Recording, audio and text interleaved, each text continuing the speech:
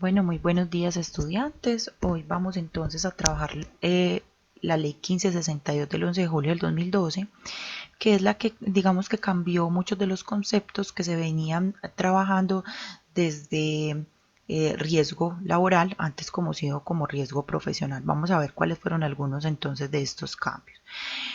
En esta ley entonces encontramos, antes hablábamos de riesgo profesional, ahora hablamos de riesgo laboral, antes hablábamos de un programa de salud ocupacional, ahora estamos hablando de un sistema de seguridad y salud en el trabajo o hablamos del área como tal, como seguridad y salud en el trabajo. Antes era entonces programa de salud ocupacional, hoy es sistema de gestión de la seguridad y salud en el trabajo, con sus siglas CGCST. Cambia por entonces pues por definición, ya no hablamos de copaso, sino que empezamos a hablar de comité paritario de seguridad y salud en el trabajo, conocido como COPAST. En la definición de accidente en trabajo, antes no se incluía la perturbación psiquiátrica ni permisos sindicales, ahora sí se tiene en cuenta todo este tema de la perturbación psiquiátrica y la actividad sindical. Ahora lo vamos a ver más detenidamente cómo quedó esa definición entonces, que es muy importante que lo tengamos en cuenta, sobre todo estas diapositivas, porque lo vamos a volver a validar en la unidad 2, lo que es el concepto de accidente de trabajo y enfermedad laboral.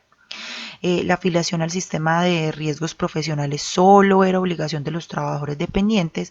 A partir de esta ley son afiliados obligatorios todos aquellos contratistas que tengan un vínculo civil, comercial o administrativo superior a un mes con alguna empresa. Es decir, si yo soy un trabajador independiente y a mí me quieren contratar en una empresa para hacer algún trabajo, tengo que garantizar como empresa que ese contratista que lo voy a contratar, ese independiente, tenga seguridad social. En este caso, ARL. Plantea entonces que hay que valorar esa tabla de enfermedades profesionales cada 3 años. Por allá lo vimos en el decreto 1295, que con esta tabla es que se hace la calificación de las enfermedades. Y hace una observación muy importante, y es que si en la tabla de enfermedades llega a haber una enfermedad que no esté en la tabla, pero se comprueba que esa enfermedad fue a causa del trabajo, igual la ARL la tiene que reconocer. Me explico. El COVID-19 no está en la tabla, ¿cierto? En este momento en ese manual no aparece en la tabla. Pero muere un médico por COVID. Hay que reconocerle toda la pensión por ARL, porque lo adquirió en función de su trabajo. Ese es el mejor ejemplo que les puedo dar en este momento. Bueno, antes no se afiliaban obligatoriamente los independientes, ahora a partir de esta ley, entonces son obligatorios todos los trabajadores independientes que desempeñan labores de alto riesgo. Recuerden que alto riesgo es clase 5. ¿Listo? Y también nombra las funciones o como lo que son los inspectores de trabajo para la importancia de lo que es validar el cumplimiento de que las empresas lleven el sistema de gestión, que son personas que van a las empresas, visitan y validan que todos cumplan con el sistema de gestión. Miremos que la ley es del 2012, ¿cierto? Estamos en el 2020, o sea que las empresas han tenido 8 años para hacer esa transición y aún se encuentran empresas que no tienen todavía sistema de gestión. E incluso antes siempre tuvo que existir el programa de salud ocupacional, ¿cierto? Simplemente que se migró a lo que ahora se considera como un sistema. Digamos que también esta ley se apoyó mucho en que empezaron a partir de todo lo que fue el Tratado de Libre Comercio y la cantidad de acuerdos que se hicieron a nivel internacional.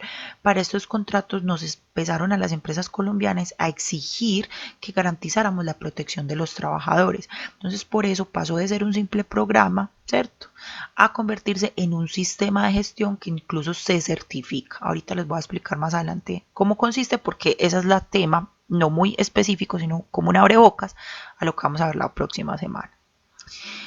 Entonces nos define el Sistema General de Riesgos Laborales, enfocado a entidades públicas y privadas, aclara cuáles son las normas y procedimientos a seguir, está enfocado en prevención, protección y atención, ¿cierto?, de los trabajadores. Esos son como sus 3 objetivos: prevenir, proteger y atender. ¿A quiénes? A los trabajadores. ¿De qué? De enfermedades y accidentes ocasionados por su trabajo. Nos habla entonces aquí desde el tema de la prevención, pide o solicita el tema de mejoramiento de las condiciones de trabajo, pero para eso hay que identificarla y saber dónde viene que la identificación de riesgos o de peligros, ¿cierto? Es fundamental para poder yo generar mi sistema de gestión. Si yo no tengo claridad cuáles son las condiciones de trabajo de mis trabajadores, ¿cómo voy a generar medidas de protección y promoción? Y también nos aclara entonces este nuevo sistema de gestión que no es solamente enfocarnos a un tema físico, ¿cierto? A la atención de lo que me genera el accidente como tal físicamente, sino que también hay que empezar a trabajar el tema mental y social, ¿cierto? Porque muchas veces la enfermedad profesional no siempre está ligada a un tema físico, sino que también puede estar ligada a un tema mental. Por eso fue que agregó en la definición de accidente lo de las perturbaciones psiquiátricas, ¿cierto? Aquí ya miren que cada diapositiva nos va ampliando el panorama, ¿cierto? Aquí nos habla entonces de ese proceso, cómo es en esta primer parte. Entonces nos habla que ese sistema de gestión es un proceso de mejoramiento continuo, donde es importante que se establezca una política de cómo la empresa, cuáles son los lineamientos y lo que la empresa se va a comprometer dentro de esa política. Esto lo vamos a ver más adelante también la próxima semana, cómo tiene varias fases ese sistema de organización, planeación, aplicación, evaluación, debe hacer auditoría y generar acciones de mejora. El objetivo como tal entonces de este sistema de gestión siempre va a ser anticipar, reconocer, evaluar, controlar esos riesgos en seguridad y salud en el trabajo. Bueno, vamos entonces aquí a ampliar un poquito la definición de accidente de trabajo y de enfermedad profesional. Entonces, miren que en la primera parte, ¿cierto? Es muy similar al concepto pues que ya veníamos trabajando. Antes no hablaba de perturbación psiquiátrica, ¿cierto? Entonces ahora lo agrega. También especifica un poco más qué si se considera accidente de trabajo, como por ejemplo aquel que se produce entonces durante la labor sindical, ¿cierto? Aquel que se produce cuando está por fuera del horario de trabajo, pero se realiza por orden del empleador o contratante. ¿Listo? También nos habla de que se considera accidente el que se produce durante el traslado de los trabajadores cuando el vehículo lo pone la empresa, ¿cierto? Aquellas empresas que le colocan transporte a sus empleados. Si aquí ocurre un accidente, se consideraría accidente de trabajo. Bueno, ya les hablé del sindical y también considera accidente de trabajo aquellas actividades que se producen recreativas, deportivas o culturales a cargo del empleador, ¿sí? Lo que se conoce como también servicios temporales o que se encuentran en misión. Con enfermedad laboral, entonces está definido como la exposición a factores de riesgo inherentes a la actividad laboral o del medio en el que el trabajador se ha visto obligado a trabajar. Dice que el gobierno entonces determina en forma periódica, cada 3 años en este caso, revisa esa tabla de enfermedades que se consideran como laborales, y en los casos en que una enfermedad no figura en la tabla, pero se demuestre la relación de causalidad con los factores de riesgo laborales, será reconocida como una enfermedad laboral conforme a lo establecido en esta norma, que era lo que yo les explicaba ahorita. No me voy a detener mucho acá porque esto lo vamos a ampliar en la unidad 2. Si quiero que hablemos de las moras o de las multas que pueden haber. Entonces, ¿qué pasa cuando una empresa está en mora con la ARL? ¿Sí? La ARL nunca puede desafiliar a un trabajador, así la empresa esté en mora. Lo que hace es que todos los gastos que se incurran, pues va a ser responsabilidad, ¿cierto?, de la ARL, pero tarde que temprano el empleador va a tener que responder.